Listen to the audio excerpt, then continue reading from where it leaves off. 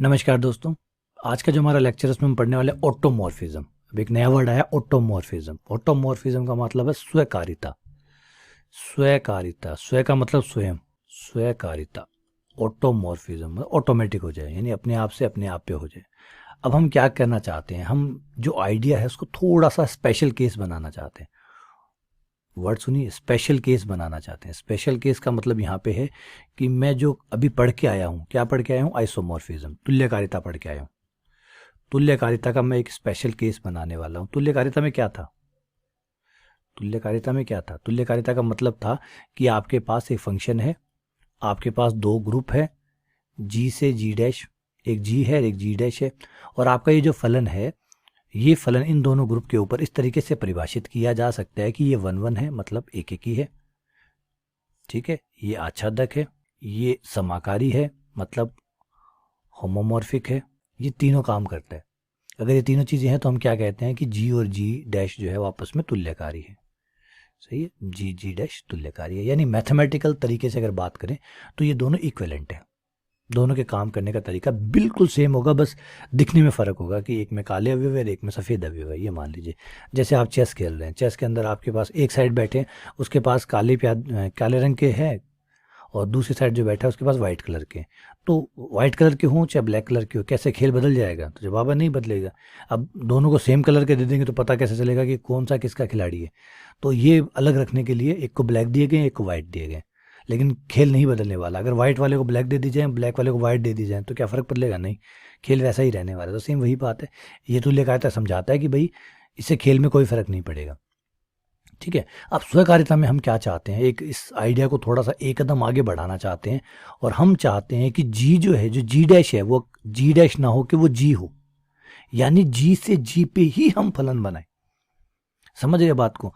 हम क्या चाहते हैं, हम स्पेशल केस में चाहते हैं कि ये जो एफ है, अगर जी से जी पर ही परिभाषित किया जाए, किसी और पे नहीं, जी टू जी, जी का ही तो अवयव लें और जी का ही अवयव आपको वापस लौटाएं, और फिर ये सब बातें पाई जाए, फिर ये सब कुछ पाया जाए, एक एक ही पाया जाए, मतलब वन वन हो, आच्छादक हो।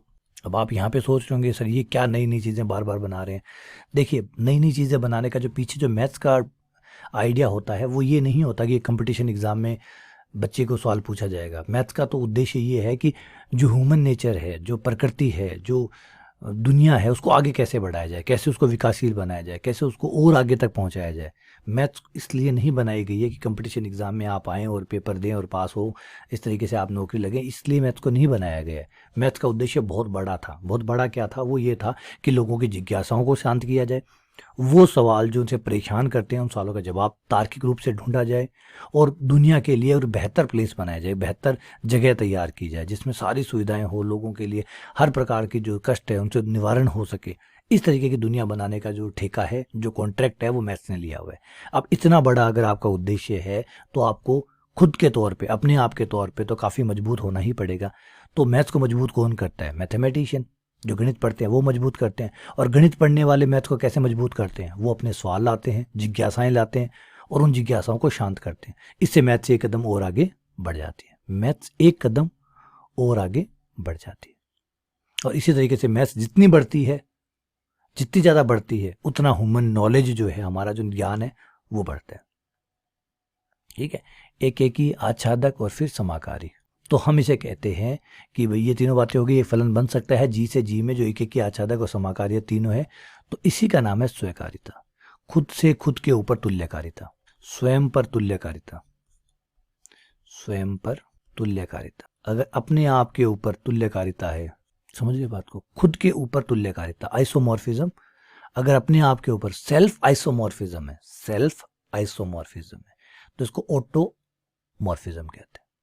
अपने आप से अपने आप के ऊपर, बस कि क्या अपने ग्रुप के ऊपर, उसी ग्रुप के ऊपर, उसी ग्रुप के ऊपर आप बना सकते हैं कि अगर बना सकते हैं तो फिर आप कहते हैं कि भाई स्वकारिता है। तुल्य का मतलब जो है ऑटोमॉर्फिज्म है, स्वकारिता कहते हैं इसको। अब इसका कमाल क्या है, इसका फ़ायदा क्या है? अब आप सोचेंगे सर खुद से कुछ बनाने का क्या फ़ायदा है? फ़ायदा ये है, यहाँ पे मैं एक ज़बरदस्त आइडिया और निकल के आता है। क्या निकल के आता है कि सुनिएगा, यहाँ पे ही एक कमाल की बात है। देखिए, हर बार में कुछ ना कुछ ऐसा कभी कुछ नहीं जाता कि जब आप मैथ्स को एक कदम आगे बढ़ाते हैं तो वो आपको कुछ सरप्राइज ना देती है। मैथ्स को यही होता है, जब आप मैथ्स को एक कदम आगे बढ़ाते हैं तो वो आपके लिए गिफ्ट लेके आती है कि ये लीजिए। अब आपने मुझे एक कदम आगे बढ़ाया तो मैं आपको ये गिफ्ट दूंगी। ये मैथ्स का है। मैथ्स जो है समुद्र मंथन की याद है ना आपको, समुद्र मंथन किया था तो जितनी बार मंथन किया था कुछ ना कुछ बाहर आया था, कुछ ना कुछ बाहर आया था, चाहे विष ही क्यों ना आया हो। दुनिया को सबसे खतरनाक विष मिला था, उस समय मिला था। और विष भी देखिए, आप भी जानते हैं कि जहर जो होता है वो भी एक प्रकार की दवाई होती है, हमें दी जाती है। जहर होता है लेकिन दवाई होती नहीं होती? आपके यहाँ होती है। तो फिर तो दुनिया में कोई भी चीज़ जो है वो नॉनसेंस नहीं है। हर चीज़ कहीं ना कहीं किसी न किसी रूप से उपयोग आती है। और अगर आपको लगता है कि ये चीज़ बेकार है तो समझिए कि आपकी समझ में प्रॉब्लम है। कहीं ना कहीं आपकी समझ जो है वो प्रॉब्लमेटिक है, क्योंकि हर चीज़ कहीं ना कहीं काम आती है। तो ये भी आपको समझना होगा। तो अब यहाँ से क्या निकल के आया? यहाँ से ये निकल के आया कि जितने भी फलन, अगर मैं सारे फलनों का एक समुच्चय बना लूँ, सारे फलनों का एक समुच्चय बना लूँ, इसका नाम रखूँ मैं ए जी। ए जी का मतलब है सारे के सारे एफ जो जी से जी में परिभाषित है, और एफ जो है वो स्वीकार्यता है, मतलब एक एक ही है, आच्छादक है और समाकारी है। सारे फलन, जितने फलन बन सकते हैं, जितने फलन बन सकते हैं सबका अगर एक समुच्चय तैयार कर लूँ, मैंने क्या किया, जी से जी पे परिभाषित वो सारे फलन जो एक एक ही है, आच्छादक है, समाकारी है, उन सबको कलेक्ट कर लूँ और उसका नाम रख लूँ ए जी। तो पता है आपको क्या होगा कि ये जो ए जी है, ये जो ए जी है, ये फलनों के संयुक्त संक्रिया के लिए, क्योंकि एफ इसमें सारे फलन ही फलन होंगे, तो ये है संयुक्त संक्रिया। फलनों की होते हैं ना गॉफ और फॉग वाली संयुक्त संक्रिया, फलनों की जो संयुक्त संक्रिया है उसके लिए ये भी अपने आप में एक ग्रुप होता है। तो आप पाएंगे कि ग्रुप के जो जड़ें हैं वो बहुत बहुत लंबे तक फैली हुई है। बताइए, आपने सारे जो है स्वीकारी जो फलन थे वो सारे इकट्ठे किए और पता चला कि ये स्वीकारी फलन भी आगे जाके ग्रुप बना लेते हैं। बताइए, तो ग्रुप जो है वो इतना गहराई के अंदर घुसा हुआ है हमारे अंदर, हमारे सिस्टम के अंदर, हमारी मैथ्स के अंदर, कि आप जाते हैं ग्रुप ही ग्रुप निकल निकल के आ रहे हैं। बताइए, देखिए हुआ क्या था, समझिए बात को। जी आपका ग्रुप था, जी आपका ग्रुप था, उस ग्रुप पे आपने सारे के सारे एक एक ही आच्छादक और समाकारी फलन परिभाषित किए। तो सारे समाकारी फलन परिभाषित करके जब उनको इकट्ठा किया और देखा तो पता चला कि ये भी ग्रुप है, ये भी ग्रुप है। तो इससे हमारी एक अंडरस्टैंडिंग और अच्छी क्लियर हुई कि ग्रुप जो है वो कोई लोकल कंसेप्ट नहीं है। लोगों को लगता है कि बहुत अब्स्ट्रैक्ट है, मतलब काल्पनिक बातें हैं, सारी सारी हवाई बातें हो रही है। बिल्कुल हवाई बातें नहीं है, बिल्कुल भी हवाई बातें नहीं है। आपको यहाँ पे एक चीज़ और इंपॉर्टेंट बात बता देता हूँ कि ग्रुप थ्योरी जो है वो क्वांटम फिजिक्स, क्वांटम मैकेनिक्स, जो क्वांटम मैकेनिक्स है, क्वांटम फिजिक्स है, उसका कोर पार्ट है ग्रुप थ्योरी। अब क्वांटम फिजिक्स तो रियली है, क्वांटम फिजिक्स को अगर समझना है तो आपको ग्रुप थ्योरी को समझना पड़ेगा। क्वांटम जो है, क्वांटम मैकेनिक्स जिसे कहते हैं, क्वांटम ग्रेविटी जिसे कहते हैं, क्वांटम मैकेनिक्स जो वर्ड इस्तेमाल होते हैं, क्वांटम जहाँ भी आता है, क्वांटम को समझने के लिए आपको एक बहुत एडवांस लेवल की मैथ चाहिए। ये जो एडवांस लेवल की मैथ है ये ग्रुप प्रोवाइड करता है। और इसमें आप एक ग्रुप पढ़ेंगे जो बहुत खास है, जिसका नाम है लाई ग्रुप। लाई ग्रुप तो ये मानिए क्वांटम फिजिक्स का नींव है। ग्रुप में एक प्रकार का ग्रुप और होता है जिसे लाइव ग्रुप कहते हैं, वो अभी आपके यहाँ नहीं है, वो उससे आगे वाले कोर्स में आता है। लाइव ग्रुप और कहते हैं, लाइव ग्रुप जो होता है वो क्वांटम मैकेनिक्स का कोर पार्ट है, मतलब नींव है एक तरह से उसकी। तो आपको अजीब लग रहा होगा कि इतना भद्दा सा कंसेप्ट है जिसका कोई सिर पैर ही नहीं है, बस सवर्त होना चाहिए, साचिर होना चाहिए, तत्सम होना चाहिए, प्रतिलोम होना चाहिए, उसका फिजिक्स से कहाँ से लेना देना आ गया। यही बात है, कोई चीज़ खाली नहीं जाती है। ये चीज़ ऑटोमॉर्फिज्म, ये जो आप पढ़ रहे हैं, ये सब के सब आगे जाके हमारे रियल वर्ल्ड के साथ कनेक्ट हो जाते हैं। लेकिन वही बात है, आप वहाँ तक जाएंगे पढ़ने के लिए, इसलिए आप यहाँ से अगर देखेंगे तो आपको यही लगेगा कि सब बेकार है। यहाँ से जैसे मान लीजिए सूरज आ जाता है, सूरज के सामने बादल आ जाता है, बादल सूरज को छुपा लेता है, तो आप क्या सोचेंगे, सूरज गायब हो गया? नहीं। जब आप थोड़ा सा बादल को हटा के देखेंगे या बादल के हटने का इंतजार करेंगे तो आपको सूरज दिख जाएगा। तो सेम वही बात है, मैथ सूरज की तरह है, जितना आप गहराई में जाएंगे उतना आपको बहुत कुछ नजर आएगा। तो ये फाइनली ये जो है ये हमारा कह रहा था ऑटोमॉर्फिज्म। ऑटोमॉर्फिज्म पे ज़्यादा कोई अच्छे रिजल्ट और डिटेल में जाने की जरूरत हमें है नहीं, इसलिए हम इसको यहीं ब्रेक करते हैं। थोड़ी सी तुल्यकारिता के कुछ परमे हैं, कुछ स्पेशल परमे हैं, वो पढ़ लेते हैं। तुल्यकारिता की कुछ परमे, कुछ इंपॉर्टेंट परमे, महत्वपूर्ण परमे, प्रथम परमे, द्वितीय परमे, तृतीय परमे, इस तरीके से नाम रखा गया। ये बकवास नाम है, बिल्कुल मत जाइएगा। प्रथम परमे, द्वितीय परमे, प्रथम परमे इस किताब के लिए प्रथम परमे कोई और है, दूसरी किताब के लिए कोई और निकल जाएगी, तीसरी किताब के लिए कोई और निकल जाएगी। तो प्रथम द्वितीय तृतीय पे बिल्कुल भी मत जाइएगा, ठीक है। तो यहाँ समझिए परमे नंबर 1, परमे नंबर 1 जो है वो कहती है कि जी और जी डैश, जी और जी डैश समाकारी है। जी तथा जी डैश समाकारी है। समाकारी है इसका मतलब इनके बीच में एक फलन है जो समाकारी है तथा एक एफ के नाम से उपसमुच्चय है जो कि आगे जाके नॉर्मल ग्रुप है एफ जी का। तो जी बटा के आइसोमॉर्फिक है एफ जी बटा एफ के। अब आप कहेंगे ये कहाँ से क्या क्या आ गया सर, कहाँ कहाँ ले आए? आइए समझाता हूँ कहाँ कहाँ क्या आया। कुछ नहीं आया, ये जी है, ये जी डैश है और आपका एक फलन है इनके बीच में एफ जो कि समाकारी है। समाकारी होने का मतलब समाकारिता वाली जो शर्त है वो पूरा करता है। यहाँ पर आपके पास एक उपसमुच्चय, मान लीजिए एक उपसमुच्चय जिसका नाम है के, ठीक है। इस के की जो इमेज है ये कहलाएगी आपकी एफ के, ठीक है। और ये जो जी है, इस जी की जो इमेज होगी वो एफ जी कहलाएगी। देखिए मैंने पहले बताया कि अगर एफ जो है वो आच्छादक हुआ तो एफ जी बराबर जी डैश होगा, वरना उससे थोड़ा सा छोटा होगा, बस होगा तो इसके अंदर ही। और जब तक हमें आच्छादक नहीं दिया जाता तब तक तो हमें एफ जी के बारे में एग्जैक्टली नहीं बता सकते कि एफ जी जो है वो जी डैश के बराबर है या नहीं है। तो ऑब्वियसली बात है, बराबर ना भी हो तो उपसमुच्चय तो पक्का ही है, एफ जी उपसमुच्चय है जी डैश का, क्योंकि एफ जी जो है वो क्या है, वो परिसर है, रेंज है। और रेंज जो होता है वो हमेशा सह प्रांत यानी को डोमेन के अंदर ही आता है, या उसके बराबर हो सकता है या उससे छोटा हो सकता है, बड़ा तो हो ही नहीं सकता। तो एफ जी उपसमुच्चय होगा मतलब बराबर भी हो सकता है, छोटा भी हो सकता है जी डैश से, ठीक है। अब हमें ये तो पता है कि एफ जी जो होता है वो उपसमूह होता है, एफ जी जी डैश का उपसमूह होता है। तो अगर यहाँ पे, यहाँ से ध्यान से सुनिएगा, अगर यदि शब्द का इस्तेमाल कर रहा हूँ, यदि आपका ये जो एफ के है, अगर ये जो है एफ के अगर पर सामान्य उपसमूह हो गया एफ जी का, तो के भी पर सामान्य उपसमूह होगा जी का। यानी मैं क्या कह रहा हूं, मैं कह रहा हूं कि अगर आपने ये जो एफ के बनाया है, एफ के समुच्चय बनाया है, अगर एफ के समुच्चय जो है वो एफ जी का पर सामान्य उपसमूह है, तो फिर के जो है वो भी जी का पर सामान्य उपसमूह होगा। तथा इतना ही नहीं होगा बल्कि इनका जो विभाग समुच्चय बनेगा, देखिए के जो है वो नॉर्मल ग्रुप हो गया, नॉर्मल ग्रुप जो होता है वो विभाग ग्रुप बनाता है, तो जी बटा के जो होगा वो आइसोमॉर्फिक होगा इन विभाग ग्रुप के, एफ जी बटा एफ के। एफ जी बटा एफ के यहाँ पे क्यों बना, क्योंकि एफ जी कौन है, एफ जी कौन है, एफ जी ग्रुप है, एफ के उसका नॉर्मल सब ग्रुप है। तो नॉर्मल सब ग्रुप क्या होता है, विभाग ग्रुप बनाता है, तो एफ जी बटा एफ के विभाग ग्रुप बनेगा। तो ये एफ जी बटा एफ के ये विभाग ग्रुप आपस में तुल्यकारी होंगे। ये कहलाती है तुल्यकारिता की पहली प्रमेय, प्रथम प्रमेय के नाम से इसको जाना जाता है, ठीक है। चलिए आगे बढ़ते हैं। ये प्रमेय सेकंड प्रमेय कहलाती है।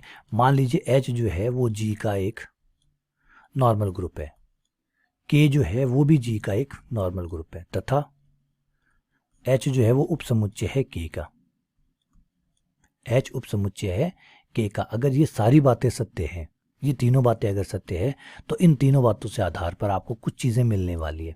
सबसे पहली चीज़ तो आपको मिलने वाली है कि के बटा एच जो है, के बटा एच जो है वो नॉर्मल समूह होगा। ये जो विभाग समुच्चय है, ये विभाग समुच्चय नॉर्मल समूह होगा जी बटा एच का। अब आप कहेंगे सर विभाग ग्रुप के भी नॉर्मल होते हैं, क्यों नहीं, विभाग ग्रुप भी तो ग्रुप होता है, विभाग ग्रुप भी तो ग्रुप होता है, और ग्रुप के भी नॉर्मल ग्रुप हो सकते हैं। हाँ, अब होंगे वो विभाग के रूप में, क्योंकि विभाग ग्रुप ही तो है, मेन ग्रुप कौन है, विभाग ग्रुप। तो विभाग ग्रुप है तो ग्रुप ही, और ग्रुप है तो उसके सब ग्रुप भी होंगे, नॉर्मल ग्रुप भी होंगे। तो अब ये मत समझिए कि विभाग ग्रुप के ग्रुप नहीं हो सकते, विभाग ग्रुप भी तो ग्रुप है, विभाग ग्रुप भी तो ग्रुप है, और जो ग्रुप है उसके सब ग्रुप भी होंगे, नॉर्मल सब ग्रुप भी होंगे, चक्रीय ग्रुप भी होंगे। तो यही है। तो के बटा एच जो होगा वो नॉर्मल सब ग्रुप होगा किसका, जी बटा एच का। जी बटा एच यहाँ कौन हुआ, विभाग ग्रुप हुआ, इस विभाग ग्रुप का भी एक नॉर्मल सब ग्रुप होगा के बटा एच, जो के बटा एच होगा बनेगा। और इवन यहाँ तक ही नहीं रुकेगी ये बात दूर तक जाएगी, दूर तक इस तरीके से जाएगी कि जी बटा के, ये जो विभाग ग्रुप बनेगा जी बटा के का, ये आइसोमॉर्फिक होगा, ये आइसोमॉर्फिक होगा। ये जो इन दोनों का जो विभाग ग्रुप बनेगा, देखिए इस ग्रुप का ये नॉर्मल ग्रुप है, ये जी मानिए, ये जी और ये एच है, तो जी बटा एच बनेगा नहीं बनेगा, तो सेम वही बात है, जी बटा एच बनेगा, तो जी बटा एच बटे के बटा एच इस ग्रुप के साथ आइसोमॉर्फिक होगा। देखिए और लेवल हाई चला गया, समझिए बात को, थोड़ा सा मैं यहाँ रुकता हूँ बेटा, इसको आप कंफ्यूज मत होइए, इसको आप मानिए जी, इसको मानिए एच। अगर ये जी है ये एच है तो विभाग ग्रुप बनेगा नहीं बनेगा, जी बटा एच, जी बटा एच बनेगा नहीं बनेगा। अगर कोई भी किसी ग्रुप का नॉर्मल ग्रुप है तो वो दोनों मिलके विभाग ग्रुप बनाते नहीं बनाते, तो ये जी मानिए, तो ये हो गया जी बटे ये हो गया एच, तो ये विभाग ग्रुप बना नहीं है। ये जो विभाग ग्रुप है, थ्योरम कहती है कि ये विभाग ग्रुप G बटा K के तुल्यकारी।